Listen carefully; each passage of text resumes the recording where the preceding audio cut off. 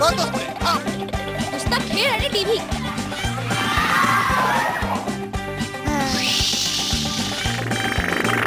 Homework झाला का? नाही तर चालता होतो.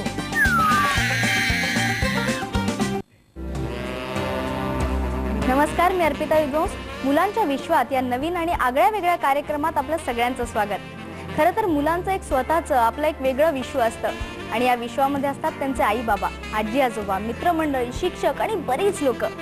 असंच मुलांचं विश्व जाणून घेण्यासाठी आम्ही मूलमंत्र हा कार्यक्रम सुरू केला आणि यावर तुमचा प्रचंड प्रतिसादही मिळाला आणि आम्हाला असं लक्षात आलं की मुलांचं विश्व जाणून घेण्यासाठी तुम्हीही खूप उत्सुक आहात. म्हणूनच हा नवा कार्यक्रम आम्ही तुमच्यासाठी घेऊन येतोय, मुलांच्या विश्वात. हे विश्व समजावून सांगण्यासाठी आपल्या सोबत आहेत मुलांचे, पालकांचे आणि आपल्या सगळ्यांचे मित्र राजीव तांबे. तुमचं स्वागत आहे स्टार माझामध्ये. नमस्कार. खरं तर आजचा पालक खूपच सुजाण आहे. त्यांना माहिती आहे की मुलांशी कसं वागावं, त्यांच्याशी मैत्री करावी. पण या धकाधकीच्या जीवनात पालक हे सगळं कुठेतरी मनाच्या कोपऱ्यात ठेवून देतात आणि मग घरात कुरकुर सुरू होते. पण हा कार्यक्रम फक्त पालकांसाठी नाहीये, तर मुलांसाठी, आजी आजोबांसाठी आणि सगळ्यांसाठीच आहे. तर तुम्हालाही तुमचे काही अनुभव शेअर करायचे असतील, काही विचारायचं असेल तर जरूर आम्हाला फोन करा. आमचा फोन नंबर आहे 0226663025. कार्यक्रमाला सुरुवात करताना आपली आजचा विषयच आहे की मुलाचं नातं आईशी.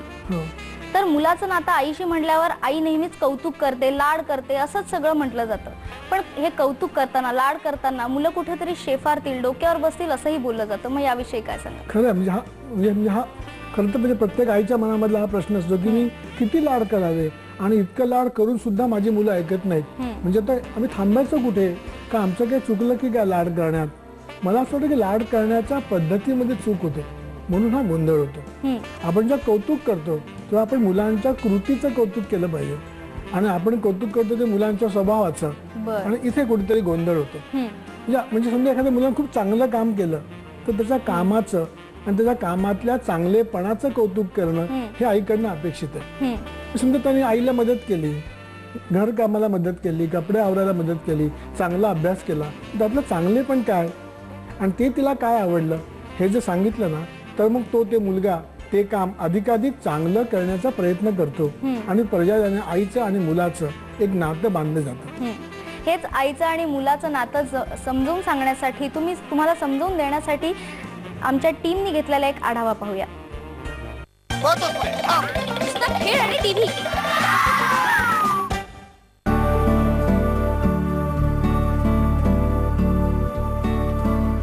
आई मुलाचं नातं. खरं पाहता आजवर या विषयावरती बरंच काही बोललं गेलंय, लिहिलं गेलंय. पण आईचं मुलांशी किंवा मुलांचं आपल्या आईशी नातं कसं आहे हे कधी कोणी सांगू शकेल? मूल या विश्वात आल्यानंतर किंबहुना येण्या अगोदरच सगळ्यात आधी त्याची ओळख होते ती त्याच्या आईशी. त्याच दिवसापासून सुरू होतं आई मुलाचं नातं, एक आगळं वेगळं नातं. आई सुद्धा मुलाने न बोलता त्याला काय हवं, त्याला काय नको ते ओळखतेच की. पण तरी सुद्धा खरंच हे नातं आजच्या काळातही एवढंच मजबूत आहे? आई तू मध्ये मध्ये करू नको ग, आई तू जा बरं सध्या इथून, तुला नंतर काय ते सांगतो, आई प्रत्येक गोष्टच काय सांगतेस ग, असे संवादही ऐकू येतात. मग नेमकं चुकतं कुठे? आई मुलांची सगळ्यात जवळची मैत्रीण असते असं म्हटलं जातं. पण ही मैत्री टिकवायची असेल तर यात आईनं आधी पुढाकार घ्यायला हवा, असं नाही का वाटत? मुलांवरती रागावताना, त्यांना कुठलीही शिक्षा देताना थोडा विचार करा. त्यांना समजून घ्या, त्यांच्याशी जुळवून घेण्याचा प्रयत्न करा. त्यामुळेच नातं फुलतं आणि मैत्री निर्माण होते. यामुळं मुलं आपल्याशी प्रत्येक गोष्ट मनमोकळेपणानं बोलतात. म्हणतात ना की जन्माच्या वेळी मुलाची आईला जोडलेली नाळ तुटली तरी त्याचं नातं तेवढंच मजबूत असतं आणि हे नातं अजून मजबूत करण्यासाठीच तुम्ही पुढाकार घेतला पाहिजे. ब्युरो रिपोर्ट, स्टार माझा. आताच आपण पाहिलं की आईचं आणि मुलाचं नातं अधिक घट्ट करण्यासाठी आईनेच सगळ्यात आधी पावलं उचलली पाहिजेत असं म्हटलं गेलं. पण नेमकं मग लाड करायचे, कौतुक करायचं म्हणजे कसं करायचं? लाडाची व्याख्या आपण काय देऊ शकतो? वा, फारच छान. हा तर म्हणजे खूप सनातन प्रश्न आहे की लाडाची व्याख्या कशी करता येईल. किंबहुना मी तर आणखी गमतीनं असं म्हणेन की व्याख्या करताना पुन्हा लाड व्हायला नको. तर चालणाऱ्या मुलाला उचलून न घेणं म्हणजे लाड न करणं. जर आपण चालणाऱ्या मुलाला उचलून घेतलं ना तर त्याचे पाय फेंगडे होतात, मग हे लाड चुकीचे. तर त्याला चालायला मदत करणं, त्याची पावलं अधिक दमदार पडतील यासाठी आपला सहवास आणि सहभाग त्याला देणं म्हणजे लाड करणं. त्याच्या विकासामध्ये सहभागी होणं म्हणजे लाड करणं. मूल समजून घेण्याच्या वेगवेगळ्या पद्धती आपण विकसित करणं म्हणजे लाड करणं. तो जे मागेल ते त्याला देणं नाही, तर आपण दोघे मिळून काय मागू शकतो, काय घेऊ शकतो, त्याच्या यशात आणि अपयशात आपण होणार का, तर मग ते लाड केले असं होईल.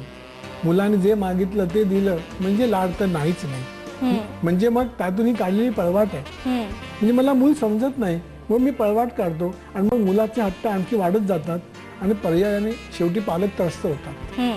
नक्कीच. पण या लाडाबद्दल मुलांवर आई कशी लाड करते किंवा मुलांना काय वाटतं किंवा आई लाड करते म्हणजे नेमकं काय करते, हे मुलांशी आणि पालकांशीच आपण संवाद साधून जाणून घेतलाय. आपण ते पाहूया.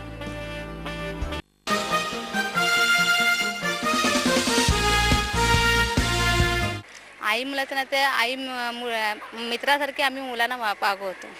जुळून घेतं म्हणजे कसं, त्याला जास्त ओरडले तो गप्प बसला, मी पण गप्प बसले की त्याची बहीण आहे ती त्याला प्रेमाने जवळ करणार आणि सांगणार जा मम्मीला जाऊन सॉरी बोल. मग तो सोमाला येऊन सॉरी बोलणार, माझ्या पाया पडणार, मग मी त्याला जुळून घेते. असं मैत्री आई आणि मुलगा असं पण आहे. नातं म्हणजे काय, ते अभ्यास वगैरे करत नाही तेव्हा मी मारते वगैरे, खूप मारते. एकदा तिला खूप मारली होती, म्हणजे असं पूर्ण पायाने रक्त येत होतं असं मी मारली होती तिला. कारण घरी टी व्ही नाही, बाजूच्या शेजारच्या लोकांकडे जातात सारख्या टी व्ही बघायला. लोकांच्या घरी जाऊ नका, टी व्ही बघू नका. जेव्हा आपल्याला अभ्यास झाला की जावा, बघा काय कार्यक्रम तुमच्या आवडीचा असेल तो. तेव्हा नंतर मी अशी बाहेर गेली, रागाने गेली बाहेर. ती घरी बसली होती.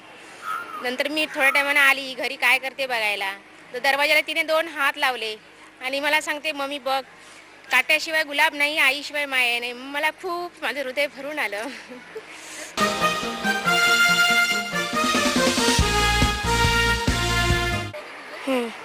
हो.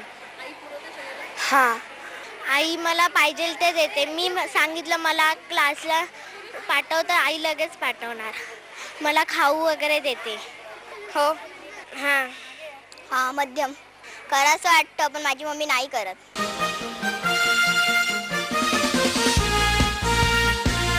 लाड करतो मग जी हवी ती वस्तू त्यांना आम्ही आणून देतो आणि घरी खायला सांगतो. असं बाहेर वगैरे हॉटेलमध्ये असं काही जात नाही, आम्ही घरी आणून देतो. त्याने म्हणजे अभ्यास वगैरे नाही केला ना तर त्याला दम देते आणि मागितली वस्तू तर मी आणून देते. मी नाही दिली तर त्याचे पप्पा आणून देतात. लाड करते, जवळ घेते, पप्पी घेते आणि मग म्हटलं की मम्मी मला काहीतरी खायला दे, मग मी त्याला काहीतरी त्याच्या आवडीची वस्तू असेल ती खायला देते. लाड म्हणजे असं केव्हा तरी असं खायला वगैरे आम्ही असं देतो, आमच्या परिस्थितीच्या नुसार आम्ही त्यांना करतो. काय मागतील ती वस्तू देते खायला. कपडे बनवू नको, दुसरी काही वस्तू बनवू नको. कुठे फिरायला जायचं असेल तर हिरवी काय वस्तू त्यांना खायला पाहिजे गोड, हे मम्मी आम्हाला बनवून दे म्हणून. कारण बाहेरचं मागत नाहीत ना, घरीच बनवून खायला मागतात त्या. मग ते देते मी, कारण पैसे वगैरे मागत नाहीत बाहेरून खाऊ वगैरे घ्यायला. मग घरी बनवून देते मी. सगळ्याच पालकांनी किंवा सगळ्याच आयांनी हेच सांगितलं की मुलांचे लाड करतो म्हणजे आम्ही काहीतरी त्यांना आवडेल ती वस्तू आणून देतो किंवा खायला प्यायला आणून देतो. पण तरी 1-2 मुलांचं असं म्हणणं होतं की नाही आई आमचे लाड करत नाही. मग असं का होतं? प्रथमतः आपण दर्शकांना हे एक सांगूया की आता आपण जे पालक बघितले किंवा आता आपण जी मुलं बघितली ही सगळी त्या पालकांचे आणि मुलांचे प्रतिनिधी आहेत. म्हणजे आता दर्शकांनी कृपया असा गैरसमज करून घेऊ नये की हा मुलगा असं बोलला किंवा ही बाई असं म्हणाली म्हणजे काहीतरी प्रॉब्लेम आहे. तर ते आपले प्रतिनिधी आहेत. आम्ही सगळ्या लोकांपर्यंत पोहोचू शकत नाही, म्हणून सॅम्पल म्हणून आपण त्यांना एक निवडलंय असं एक समजून आपण बोलूया या ठिकाणी. लाड म्हणजे मगाशी म्हटलं की अनेक आयांना आणि अनेक मुलांनाच असं वाटतंय की काहीतरी मी खायला मागितलं किंवा बहुधा जंक फूड मागितलं किंवा रस्त्यावरचं मागितलं आणि ते दिलं म्हणजे ते मुलाचे लाड झाले. मी तर असं म्हणेन की त्याच्या पलीकडे अनेक लाडाचे वेगवेगळे डायमेन्शन्स आहेत आणि त्याचे थर त्याचे स्तर आहेत की मी माझ्या मुलाच्या जवळ बसतो का, मी माझ्या मुलाला गोष्ट सांगतो का, मी मला खिडकीतून गमती दाखवतो का, मी माझ्या लहानपणचा अनुभव सांगतो का, मी माझ्या मुलासोबत खेळतो का कधीतरी. घरी आल्यानंतर प्रत्येक माझ्या मुलाला असं वाटतं का की अगदी पहिल्यांदा आईला किंवा बाबांना भेटावं, त्यांना जवळ घ्यावं. ते सुद्धा लाड आहे.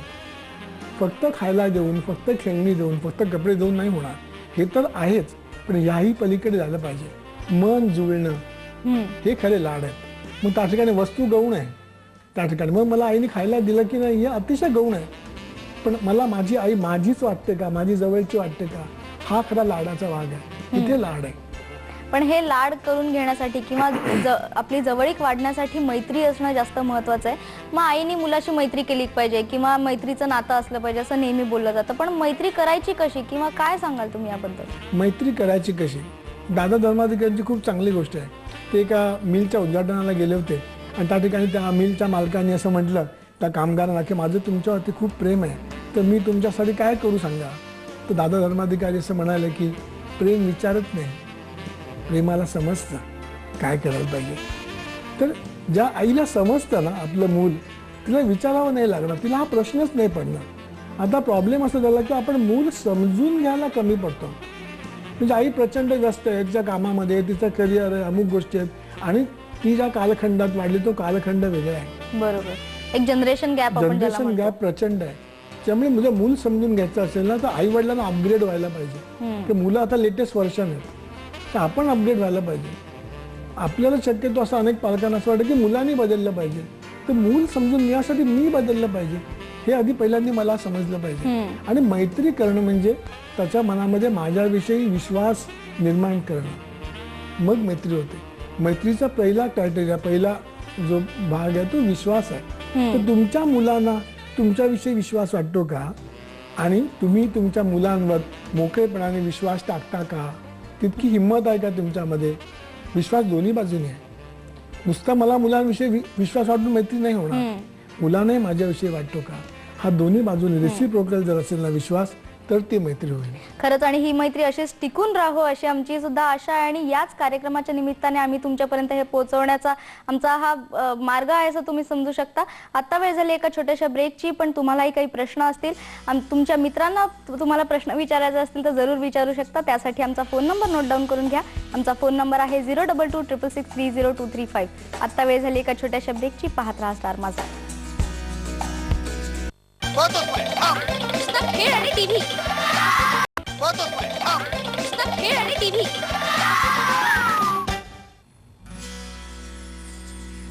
नमस्कार. ब्रेक नंतर तुमच्या सगळ्यांचं पुन्हा एकदा स्वागत आहे. आणि तुमच्या सगळ्यांचे मित्र आपल्यासोबत बसलेले आहेत. राजीव तांबे, तुमचंही ब्रेक नंतर पुन्हा एकदा स्वागत.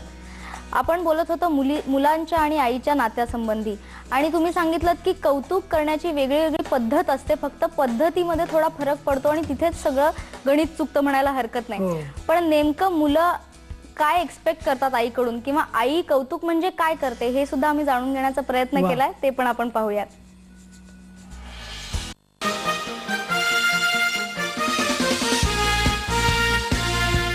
खूप खूप कौतुक करते. जर मला परीक्षेत चांगले मार्क मिळाले की खूप त्या म्हणजे आमच्या बाजूवाल्यांकडे सगळं की माझी पोरगी अशी आहे तशी आहे सगळं असं सांगत असते. परीक्षेत चांगले मार्क वगैरे मिळाल्यावर कौतुक करते. हां, माझा नंबर आला परीक्षेत तर माझे खूप कौतुक करते. चांगले परीक्षेत मार्क मिळाले तर. हो हो.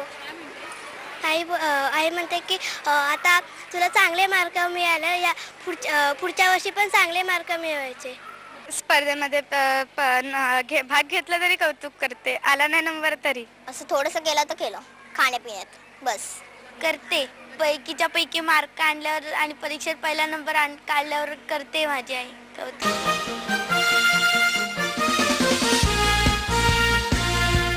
हा, कौतुक करते. कशाबद्दल म्हणजे अभ्यास भरपूर केला, मार्क आणले, मग परत मी सांगितलेला अभ्यास मला करून वही वगैरे दाखवली, चांगली वही एकदा हे केलेली असते तर मी त्याचं कौतुक करते. स्पर्धांमध्ये भाग घ्यायचा असला की घरी येऊन सांगणार की मम्मी मी ह्याच्यामध्ये भाग घेऊ, तर मी हा म्हणते, मग त्याने भाग घेतला की मला आनंद होतो. हो, करते. माझा मुलगा तसं म्हणजे बघाल तर व्यवस्थित आहे, म्हणजे अभ्यासाच्या बाबतीत पण मला एवढा त्रास देत नाही. तो स्वतःचा अभ्यास स्वतःच करतो, त्याला काय सांगावं लागत नाही. करायच्या वेळेला करते, अभ्यास केला नाही की करते. मला असं वाटतं की कौतुक पण करायला पाहिजे, धाक पण द्यायला पाहिजे, दम पण द्यायला पाहिजे, मारायला पण पाहिजे मुलांना. आपण पाहिलं की सगळ्या मुलं असंच म्हणतात की आई आमचं कौतुक करतात, आणि आई पण म्हणतात हो आम्ही कौतुक करतो. मग कुठे गणित चुकतंय? हे सगळं कौतुक पुन्हा अभ्यासाशी निगडित आहे. ते चांगले मार्क मिळाले तर कौतुक. आपण जर आता पाहिलं असेल तर म्हणजे पुन्हा इथे गंमत होते. मी जे मगाशी म्हटलं की मुलांच्या यशामध्ये वाटेकरी व्हायला पालक उत्सुक आहेत. माझं मुलावरती प्रेम आहे, मी जर मुलाचे लाड करतो तर मी त्याचं प्रत्येक गोष्टीचं कौतुक करायला पाहिजे, प्रत्येक चांगल्या गोष्टीचं. आणि तो अपयशी झाला तर ते समजूनही घेतलं पाहिजे. नक्कीच. म्हणजे यशामध्ये त्यांचे वाटेकरी न होता त्यांना कुठे तुमची गरज आहे ते जाणून तिथे तुम्ही मार्गदर्शन करणं जास्त महत्वाचं आहे. आपल्याला पहिला फोन केलेला आहे, कार्यक्रमाचा पहिला फोन आपल्याला आलेला आहे तारापूरहून कांबळे यांचा. कांबळेजी बोला, काय प्रश्न आहे? कांबळेजी टीव्हीचा वॉल्यूम बंद करा आणि प्रश्न विचारा प्लीज. हॅलो मॅडम, मला जरा माहिती हवी होती. मुलाचं जे सेंट्रल सीबीएसई पॅटर्न मध्ये मुलाला ऍडमिशन घ्यायचं आहे, तर पहिल्या वर्गात फर्स्ट स्टँडर्ड मध्ये येण्यासाठी योग्य वय कोणतं राहील? 4.5 चालेल की 5.5? आणि काय होतं की आता आम्ही सिनियर केजी ला घेतलं ऍडमिशन. हॅलो, हा बोला.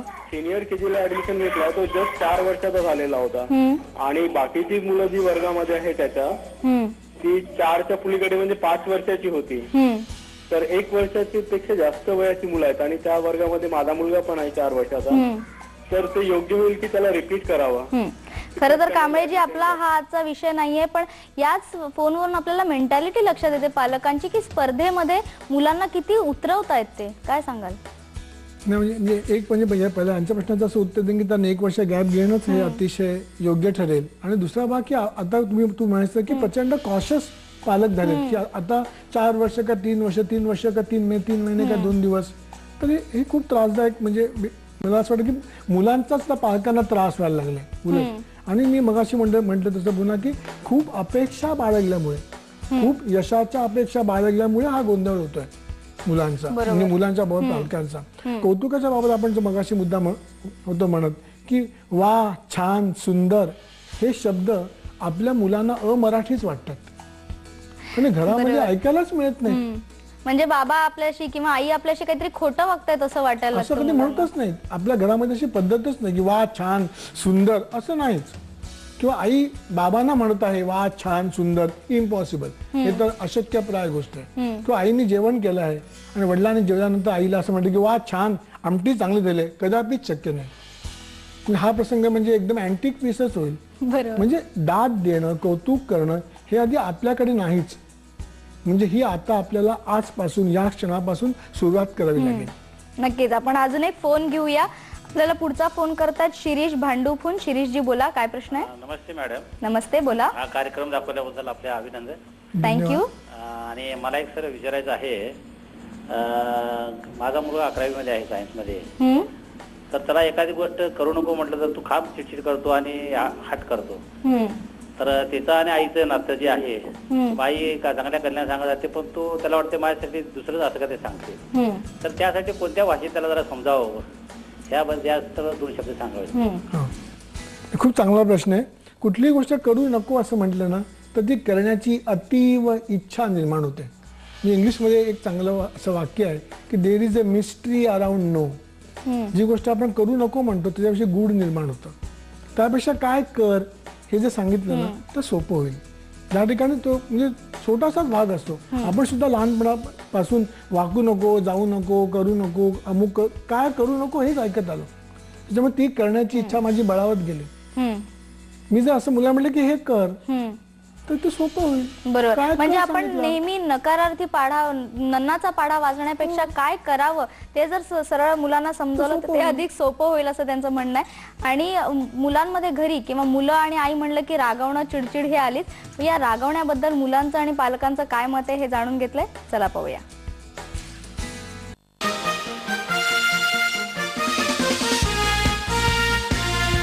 नाही, एवढी नाही, पण रागवते कधी कधी. नाही, ओरडते कधी कधी चुकीचं काम केल्यावर. रागवल्यावर मारते मग आणि मारल्यानंतर मग खूप लाड करते. मस्ती केल्यावर आणि जास्त टी व्ही बघितल्यावर ओरडते, कारण अभ्यास वगैरे त्याच्यावर. मी अभ्यास नाही झाला तरी पण टी व्ही बघत राहते आणि बाहेर वगैरे फिरत राहते, म्हणून मग माझी आई चिडते. मस्ती केल्यावर, अभ्यास नाही केला, टी व्ही सारखं बघितल्यावर.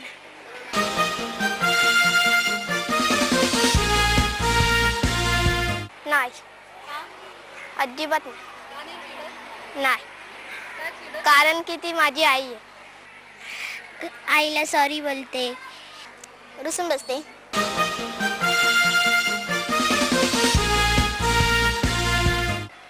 मला लाड करायचं वाटते आईला. म्हणजे मला प्रेमाने जवळ घ्यावं असं मला वाटतं. इच्छा लाड करावीशी वाटतात.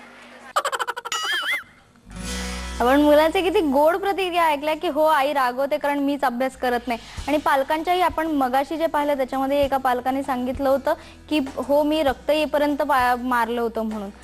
तर काय सांगाल याबद्दल? म्हणजे का राग येतो पालकांना अशा तऱ्हेने? एक तर आपल्या अपेक्षा पुऱ्या झाल्या नाहीत तर राग येतो, आणि दुसरं म्हणजे आपलं अपयश लपवण्यासाठी राग येतो. साधा एक प्रसंग बघा की पाहुणे आलेत आणि त्यांच्यापुढे चहाची कब्बशी ठेवली. घरात 6 वर्षाचा 7 वर्षाचा मुलगा आहे, त्याने ती कब्बशी उचलली अशी आत नेण्यासाठी, अशी ती हल्ली आणि खाली पडली. तर आपण पटकन म्हणतो की फोडशील, पडेल, फुटेल, आणि ती फुटते. आपण असं कधीच नाही म्हणत की नीट ठेवशील, पण आपण तिचं शिकवलंच नाही नीट ठेवायला. एक कपाचा खाली छोटा गोल आहे, त्यापेक्षा मोठा गोल त्या बशीमध्ये आहे. जर कप त्या बशीमध्ये ठेवला तर कप हलत नाही, समोरासमोर हात धरले तर बशी हलत नाही. हे शिकवलं नाही, म्हणून मी असं म्हणतो की ते फोडशील. म्हणजे मला त्याच्या अपयशामध्ये वाटेकरी नाही व्हायचं. मी हे शिकवलं पाहिजे की कशी ठेवली पाहिजे. अभ्यास केला नाही तर मला राग येतो, पण अभ्यास कसा करावा, काय गमतीत अभ्यासामध्ये, मी काय मदत करू. अरे जाम मजा असते अभ्यासात. तो अभ्यास करताना त्रास होतो ना, मला समजतं, पण काय करू, आपल्याला केला पाहिजे. म्हणजे पुन्हा एकदा मित्राप्रमाणेच वागवलं पाहिजे मुलांना. म्हणजे मैं हूं तुम्हारे साथ, हा फील त्यांना देणं. आता ती मुलं काय सांगत होती की आईने जवळ घ्यावं असं वाटतं, आईने पाठीवर हात फिरवा असं वाटतं. म्हणजे ही मुलं जी आहेत ना, ही आईच्या स्पर्शाची भुकेली आहेत. वय वर्ष 10 पर्यंत हा जो तळहाताचा स्पर्श आहे ना, तो मुलांना मिळायला पाहिजे. नक्कीच. म्हणजे जसं मी आता म्हणलं की मैत्री असलीच पाहिजे आईची आणि मुलाची. आणि आम्ही मुलांनाही हेच विचारलं की आई तुमची मैत्रीण आहे का, आणि पालकांना विचारलं की तुम्ही कसं वागवता मुलांना, तर त्यांनी काय उत्तर दिलं ते आपण पाहूया ना.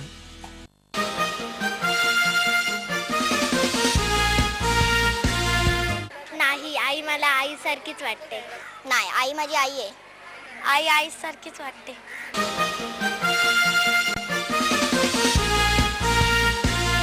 मी मैत्रिणीसारखं पण थोडंफार करते. चिडला आता तर आईचं नातं दाखवते. आपण पाहिलं की आई आईसारखीच वाटते असं प्रत्येकाचं म्हणणं आहे. नाही का, म्हणजे मैत्रीण म्हणजे काय, ही संकल्पना न कळल्यामुळे हा गोंधळ एखाद वेळ झाला असेल. मैत्रीण म्हणजे काय, ज्याप्रमाणे प्रत्येक मुलाच्या मनामध्ये एक त्याचा गुप्त खजिना असतो, गुप्त एक पासवर्ड असतो, तो आईला माहिती आहे का.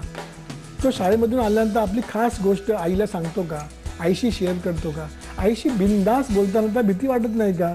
हे मित्रत्वाचं लक्षण आहे. मग मला राग नाही येणार, मग मला समजेल. आता जे आता आई म्हणाले ना की मी नेहमी मित्रासारखं वागते, पण राग आल्यानंतर असं नाही, पण नाही.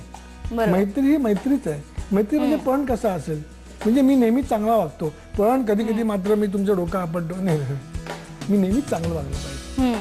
म्हणजे मी काहीतरी चुकतोय, मी कुठेतरी कमी पडतोय मैत्री करण्यामध्ये, हे पालक म्हणून मी समजून घेतलं पाहिजे.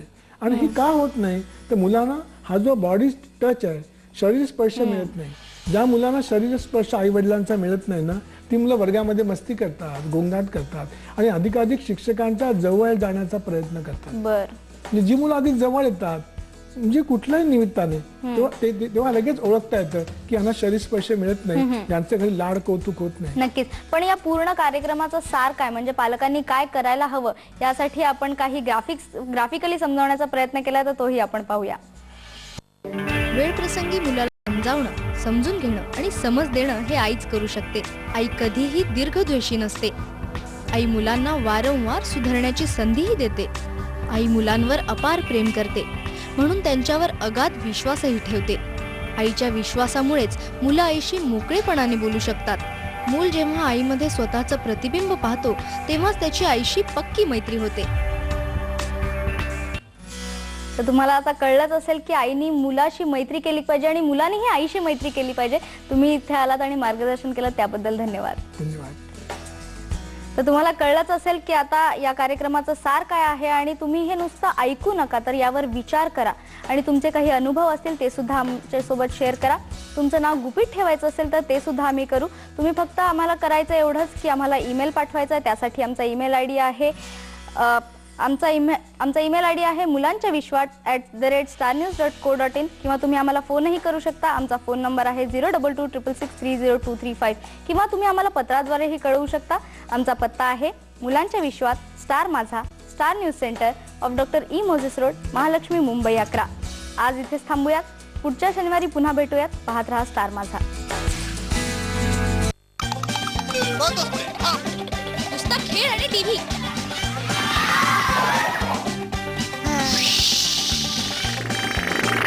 होमवर्क झाला का? नाही तर चालता होतो.